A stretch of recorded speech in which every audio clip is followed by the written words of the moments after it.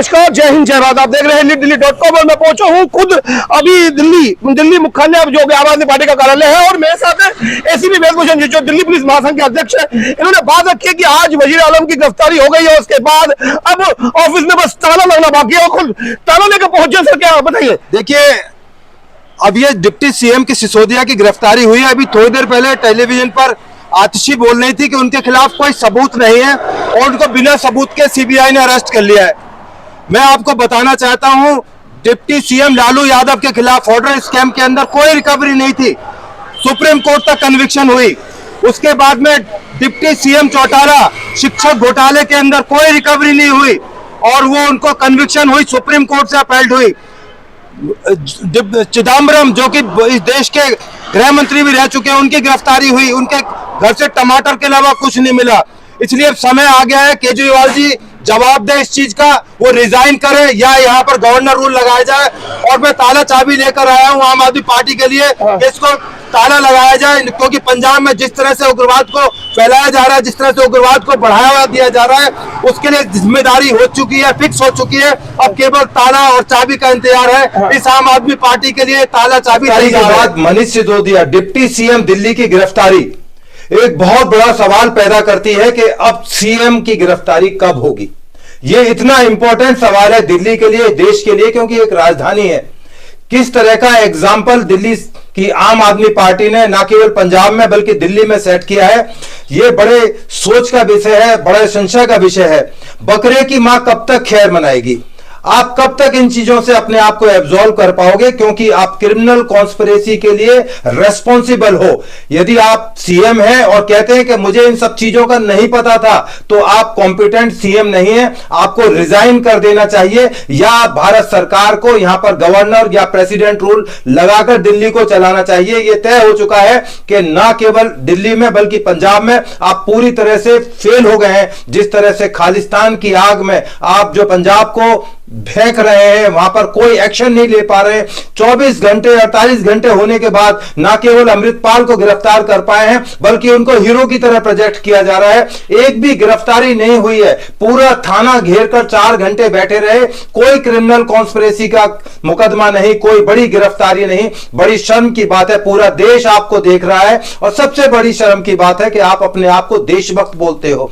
आज सुबह जब सिसोदिया निकल लेते दूसरी बार इंट्रोगेशन के लिए, तो लग रहा था शायद वो किसी रैली में भाग लेने जा रहे हैं। अपने आप को शहीद भगत सिंह से कंपेयर कर रहे थे, जो जिन्होंने देश के लिए कुर्बानी दी। आपने केवल इस दिल्ली को भ्रष्टाचार दिया, इस देश को भ्रष्टाचार दिया। और जिस तरह से आपने लोगों को छला है, दिल्ली की मासूम जनता को आपने धोखा दिया है, मिसमराइज किया है, अब वो समय आ गया है कि आपको सबका हिसाब किताब केजरीवाल साहब देना ही पड़ेगा। जो गहलोत के ऊपर डीटीसी का घोटाला है, उसकी परतें धीरे धीरे खुलेंगी। आपके सारे मंत्री जेल में होंगे, वहीं से सरकार आपको चलानी पड़ेगी। यह बड़े शर्म की बात है। ऐसी क्या मजबूरी थी कि आपने सिसोदिया जी को सारे इंपॉर्टेंट मंत्रालय दे दिए? क्या आपके पास काबिल एमएलए की कमी थी या पढ़े लिखे लोग एमएलए दिल्ली में नहीं थे जो सारे सब आपने इतने डिपे? क्या गोरख धंधा था? यह गोरख धंधा अब खुलने की कगार पर है।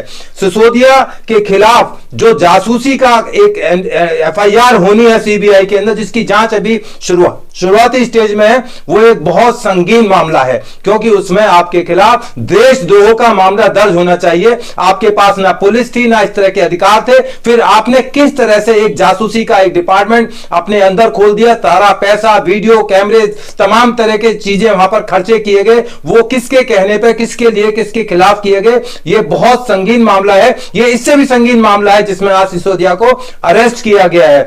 लॉ मिनिस्टर की झूठी डिग्री पाई गई। आपने बड़ा उनका बहुत दिन तक बचाव किया कि नहीं, बड़े इनोसेंट है। अल्टीमेटली जब सच सबके सामने आ गया, बिल्कुल आप चुप हो गए। दिल्ली पुलिस को आप जिस तरह से गालियां देते रहे पूरे जब से आप इस सारे धंधे के अंदर आए, मैं तो उसको धंधा बोलूंगा, राजनीति तो नहीं बोल सकता, क्योंकि आपने जिस तरह से रामलीला ग्राउंड से राजनीति शुरू करी इंडिया अगेंस्ट करप्शन के नाम से, आप तो खुद करप्शन में इतने इन्वॉल्व हो गए कि आपने पंजाब जैसे बेहतरीन स्टेट का बेड़ा गर्क कर दिया। पंजाब पुलिस को जिस तरह से आपने एक डिमोरलाइज किया, वहां पर जिस तरह से थाने के अंदर कब्जा किया, और आज आप एक्शन नहीं ले पा रहे, एक एफआईआर दर्ज नहीं कर पा रहे। बल्कि वो जो एसएसपी साहब इतने डरे हुए लग रहे थे, जैसा लग रहा था पता नहीं किसके कमांड पर वो काम कर रहे हैं। तो यदि इस तरह से पंजाब की हालत बनी रही। वो दिन दूर नहीं कि जब पंजाब की जो गर्मी है, जो उग्रवाद की जो लहर दिल्ली ने देखी थी, वो लहर 80s की लहर दिल्ली में आ सकती। दिल्ली में जो लोग पुराने हैं जानते हैं कि दिल्ली में किस तरह से उग्रवाद को झेला था। वो श्रीमती इंदिरा गांधी की गलती थी कि इस तरह अमृतपाल जैसे लोगों को उन्होंने पालकर यहां भी अपनी आंखों पर बैठाया। आज वही पंजाब में दोहराया जा रहा है। जागने का समय है, जगने का समय है। अब आप जो है खालिस्तान के नाम पर उग्रवादियों को समर्थन कर रहे हो, कब्जे करा रहे हो, और अभी तक गिरफ्तारी नहीं। किसान आंदोलन में आपने कितना बड़ा इंपॉर्टेंट रोल किया, कितना बड़े किसानों के हितैषी से आपने देश में आग लगाने का काम किया। आपने दिल्ली पुलिस के जवान वहां पर शहीद हुए, चोटें लगी, आपने एक शब्द नहीं बोला। आपने जेल में मसाज सेंटर खोले हुए, क्या आप सिसोदिया जी के लिए भी कोई मसाज सेंटर खोला जाएगा? वीआईपी ट्रीटमेंट जेल में दिया जाएगा? ये बड़े सवाल हैं जो आपसे पूछ रहे हैं। एक आम आदमी की तरह मैं आपसे पूछ रहा हूं। जुलूस के साथ आप इन्वेस्टिगेशन करने जा रहे हैं, जुलूस रैली करने जा रहे हैं, आप वहां पर किस तरह का सीन क्रिएट कर रहे हैं? मैं तो पहली बार देखा है कि कोई इन्वेस्टिगेशन ज्वाइन करने के लिए एक रैली लेकर जा रहे हैं। वहां पर धारा 144 लगी हुई है, आप सीबीआई के कार्यालय पर जा रहे हैं।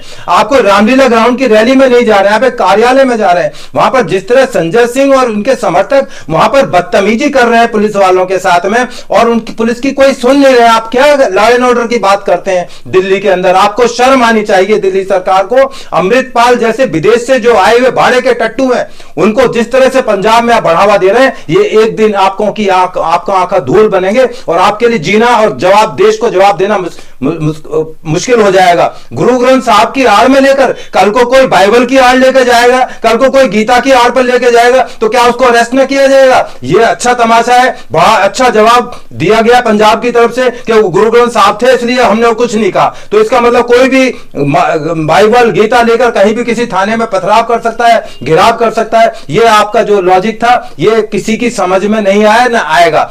आपने जो वायदे किए थे अब वो सब जो है झूठे साबित हो रहे हैं। आपने रिकॉर्डेड है आपका कि जहां महिलाएं विरोध करेंगी वहां शराब के ठेके नहीं खोले जाएंगे, परंतु आपने महिलाओं को छोड़ दो, आपने तमाम चीजों को धक्कारते हुए जिस तरह से दिल्ली में शराब के ठेके खोल दिए, जगह जगह खोल दिए, छोटी छोटी कॉलोनीज में खोल दिए, वो आज उसका परिणाम आपके सामने है। और मैं सीबीआई के अधिकारी से रिक्वेस्ट करता हूं कि इसका दूध का दूध पानी करने के लिए इन्वेस्टिगेशन को और गहराई से करा जाए और इसका नार्को एनालिसिस टेस्ट हो, क्योंकि इसमें बहुत सारा कुछ अभी निकल के आना बकाया है। इसकी आज सीएम तक जाएगी, क्योंकि सीएम अपने आप को एब्जॉर्ब नहीं कर सकते, वो रिजाइन करते हैं। इससे अच्छा है कि बेहतर टाइम है उनके लिए कि रिजाइन कर दे। तो आपने सबको छूट दे रखी थी।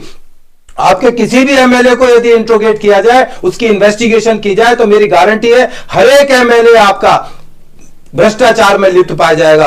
आपको मेजोरिटी में चुनने से इतना घमंड आ गया है कि आप सोच रहे थे आप ही भगवान हो गए हो। ये जो है जनता है, ये सब जानती है, आपको बैठा सकती है आंखों पर तो गिरा भी सकती है।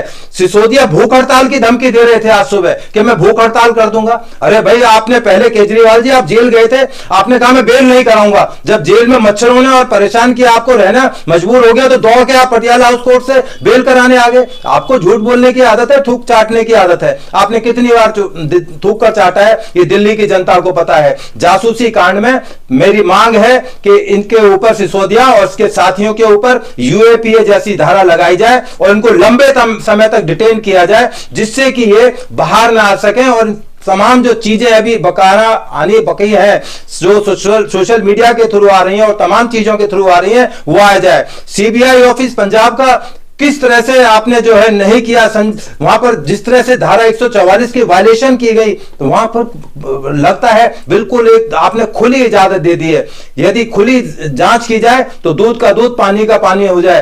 तो ये सारी चीजें हैं। गोवा, जिस तरह से आपने गोवा में और गुजरात में, पंजाब में दिल्ली के पैसे को डाइवर्ट किया, यह भी एक बहुत बड़ा जांच का विषय है, क्योंकि टैक्स पेयर हम सब लोग हैं। हमारे टैक्स का पैसा आप कैसे पंजाब में खर्च कर सकते हैं होर्डिंग्स के ऊपर और तमाम तरह के विज्ञापन के ऊपर, तमाम तरह के इलेक्शन कैंपेन के ऊपर खर्च सकते हैं? ये एक बहुत बड़ी जांच का विषय है। यदि सीएम साहब कहते हैं कि नहीं पता, तो आप तुरंत रिजाइन करो और प्रेसिडेंट रूल इस दिल्ली के अंदर लगाया जाए, क्योंकि अब सारी जो सीमाएं हैं पार हो चुकी हैं। दिल्ली की जनता आजिज हो चुकी है। आपको याद होगा जब आसाम के अंदर असम गण परिसंग्राम संसद बनी थी, 27 साल का नवयुवक प्रफुल्ल लोमाइन सीएम बन गए थे। लग रहा था कि आने वाले टाइम के पीएम है। आप पीएम का ख्वाब ले रहे हो, आप दिल्ली पंजाब नहीं संभाल पा रहे। आपको शर्म आनी चाहिए। आप रिजाइन कर दें तो बड़ी मेहरबानी होगी। दिल्ली की जनता, हिंदुस्तान की जनता आपका शुक्रगुजार रहेगी। और मेरी मांग है, दिल्ली पुलिस महासंघ डिमांड करता है, मांग करता है कि जितनी भी इनके कैबिनेट के मिनिस्टर हैं उनकी तमाम की जांच होनी चाहिए।